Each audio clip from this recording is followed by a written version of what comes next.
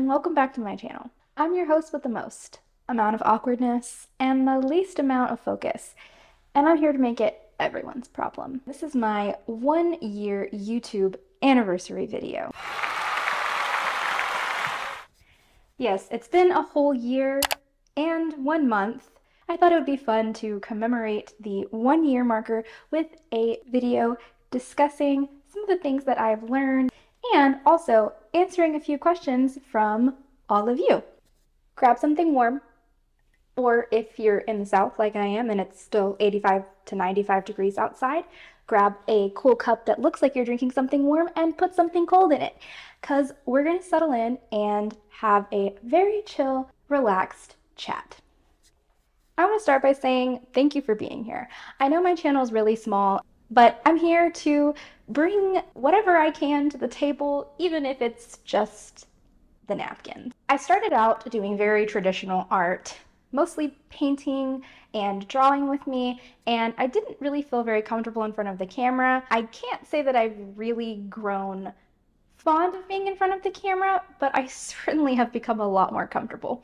I've also spent a good amount of time updating the equipment that I use. I started out literally using my phone and my iPad, and that was it. I had no special microphones, I didn't have a nice camera, and I used a free app on my iPad that was very limiting whenever it came to editing. If there's one thing I've learned that I could say is the most valuable thing in the time that I've spent doing this, it would be authenticity. When I first started, I was being myself, but I was very reserved in the way that I behaved and spoke because I was really nervous about letting my innermost weirdness come out, and it really held me back. While I am still incredibly awkward, I no longer feel like I am kind of stuffing myself into a box that is more digestible for people to view.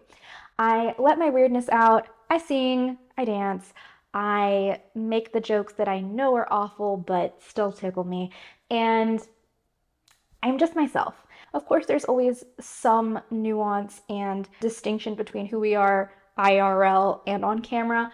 However, it doesn't have to be a huge gap. You can be yourself and people will still like you, unless you're a murderer or you eat pineapple on pizza.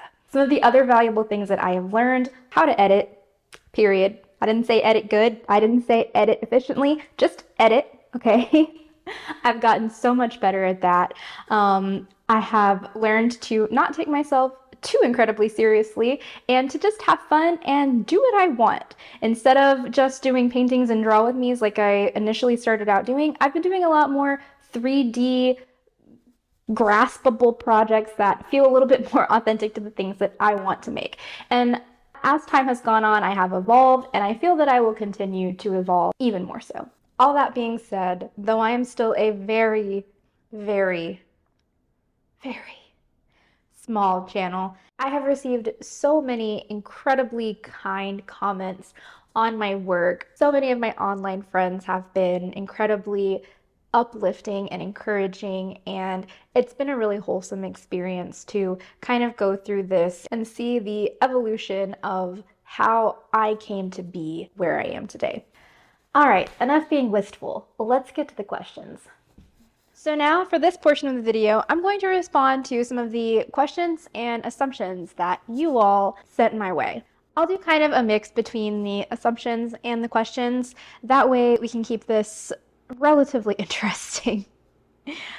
So the first assumption that I have is, you look like you have a huge stack of books you haven't read but keep buying new books. So we're gonna start off like that, huh? Yeah, that's 100% true. I have shelves and shelves of books and I have not read them, and I do occasionally, though not very often actually, I buy new books. I used to be a lot worse about this, but now most of my budget of free spend money goes to all of my art projects, so I have not bought very many books in the past couple of years. What's been the most challenging thing with homeschooling? If you're new here, I do homeschool my daughter, and it's a really unique experience, and I cherish all of the moments that I have here at home with her. The most challenging part Honestly, for me, it's the organization.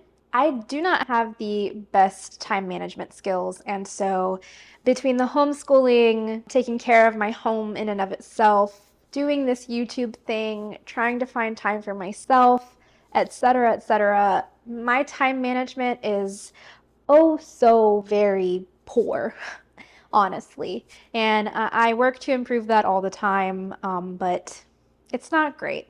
So I would definitely say that allocating the amounts of time that are needed for all of the things involving homeschool and home life is just really challenging to me. You owned elbow-length fingerless gloves and had emo bangs at one point.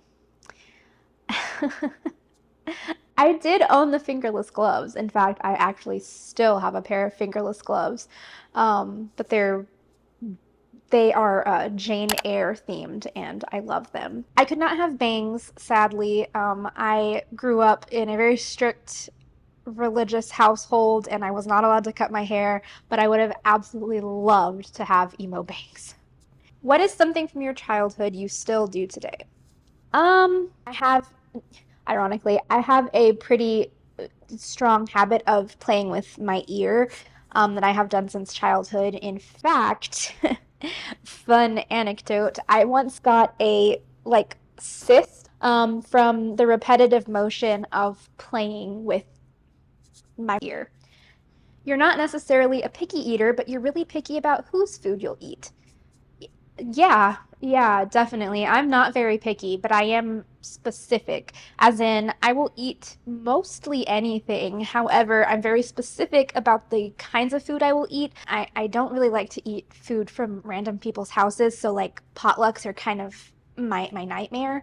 Um, yeah, so yeah, not a picky eater, but definitely picky about where and whose food I will eat. You were the sweetest cinnamon roll, but still got some spice. I don't consider myself to be a cinnamon roll. I think my innermost self is. I am a very sensitive person, but I have a fairly large attitude, um, and I'm not afraid to bite back if someone irritates me enough. You're introverted?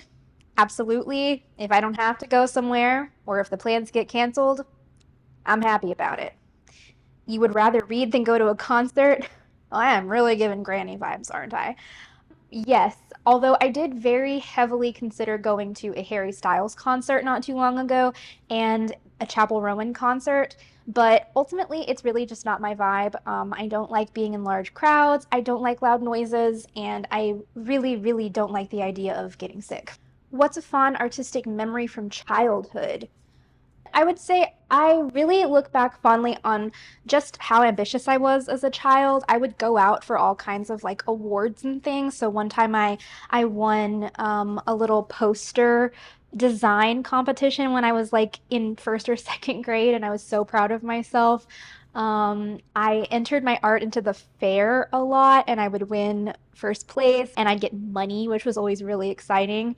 Assumption: your houseplants always thrive. Oof. They do mostly thrive. However, occasionally the ADHD kicks in and I forget to water them and one dies every now and then. But for the most part, I keep them alive. What's your favorite and least favorite art projects? Example, sculpting, drawing, felting.